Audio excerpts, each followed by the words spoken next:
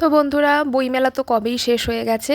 সবার বইমেলা ঘুরে এসে বইমেলার ভিডিও দেওয়া হয়ে গেছে, আর এদিকে আমি এখনও ল্যাদ খাচ্ছি। বইমেলা ঘুরে চলে এসেছি সেই কবে, কিন্তু বইমেলার ভিডিওটাই আমি এখনও পোস্ট করতে পারলাম না। তো হ্যালো ফ্রেন্ডস, সবাই কেমন আছো? তোমাদের সকলকে অনেক অনেক ওয়েলকাম জানাই আমার আরও একটি নতুন ভিডিওতে। তো আজকে আমি শেয়ার করতে চলেছি তোমাদের সাথে আমার বইমেলা ঘোরার যে এক্সপিরিয়েন্স সেটাই। তো আমরা বইমেলার একেবারে শেষের দিকেই গিয়েছিলাম বলতে পারো।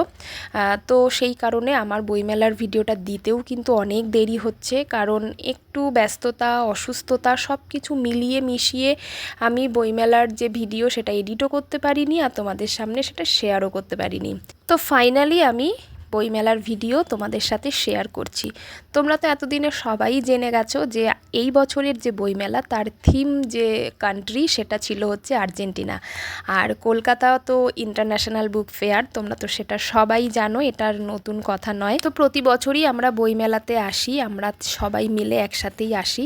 এবারও তাই চলে এসেছি, একদম বিকেলের দিকেই ঢুকেছি। তো সেই কারণেই দেখো পরিবেশটা কত সুন্দর লাগছে, সূর্য অস্ত যাবো করছে, সেই কারণে আকাশটাও দেখতে এত ভালো লাগছে। আর যেহেতু আমরা একেবারে শেষের দিকে গিয়েছিলাম, আর সেই কারণেই কিন্তু বইমেলায় এত প্রচণ্ড ভিড় হয়েছিল।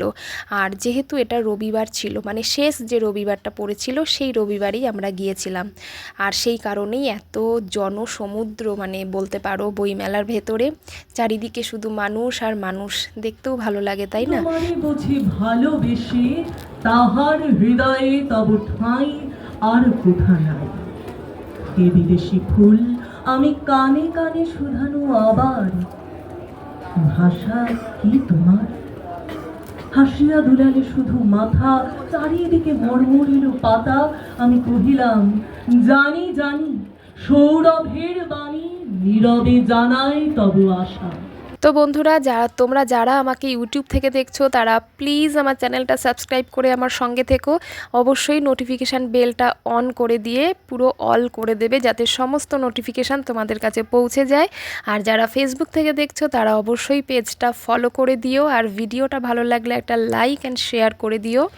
অনেক অনেক ধন্যবাদ যারা আমার চ্যানেলটা সাবস্ক্রাইব করেছো এবং ফেসবুক পেজটা ফলো করে আমার ভিডিওটা অবশ্যই করে তোমরা দেখছো, আমাকে ভালোবাসা দিচ্ছ, তাদেরকে অনেক অনেক ধন্যবাদ।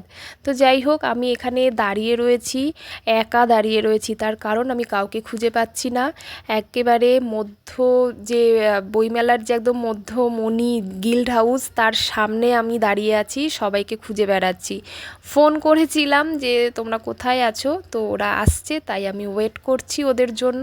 আর দেখেছো চারিদিকে খালি মানুষ আর মানুষ, ভালোই লাগছে। তবে এদিক থেকে একজন ধাক্কা মারছে, ওদিক থেকে একজন ধাক্কা মারছে, কি আর করা যাবে।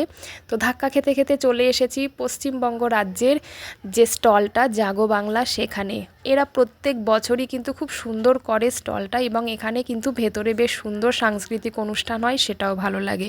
আর ভেতরে ঢুকে এই মানুষটার সঙ্গে দেখা হয়ে গেছে, যদিও আমি কথা বলিনি, শুধু জাস্ট দূর থেকে একটু ভিডিও করেছি কোনো রকম। তো তোমরা তো সবাই একে চেনো, দেবাংশু, তৃণমূল কংগ্রেসের একজন কি বলবো মুখপাত্র বলা যায়। তো যাই হোক, এই হচ্ছে এখানে বাইরে একটা স্টেজ মতো করা হয়েছে, এখানে অনুষ্ঠানটা হয়। বেশ ভালোই লাগে, কত মানুষের আনাগোনা, কত মানুষকে দেখা যায়, কত মানুষের সাথে পরিচয় হয়, নতুন নতুন মানুষ, বেশ ভালোই লাগে। একটা অনুষ্ঠান মানেই তো মানুষের সাথে মানুষের মিলন, তাই না? আর এটা যেহেতু বইমেলা, তাই মানুষের থেকেও বেশি বইয়ের সাথে কিন্তু অনেকটাই পরিচিত হওয়া যায়। নতুন পুরনো সমস্ত মিলে মিশেই কিন্তু একটা খুব ভালো পরিবেশ এখানে তৈরি হয়, বেশ ভালো লাগে। তাই এই টানেই কিন্তু আমরা প্রতি বছর চলে আসি বইমেলায়। বইয়ের সাথে আমার খুব বেশি সম্পর্ক না থাকলেও যাদের বইয়ের সাথে খুব বেশি সম্পর্ক, তাদের সাথে কিন্তু এই বইমেলায় আসলে কম বেশি দেখা হয়েই যায়। তাই আজকেও দেখা হয়ে গেল বেশ কয়েকজনের সাথে।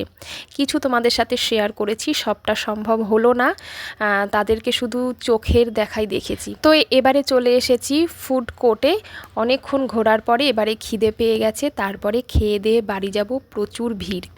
তো চলো, সবাইকে টাটা, সবাই ভালো থেকো, সুস্থ থেকো।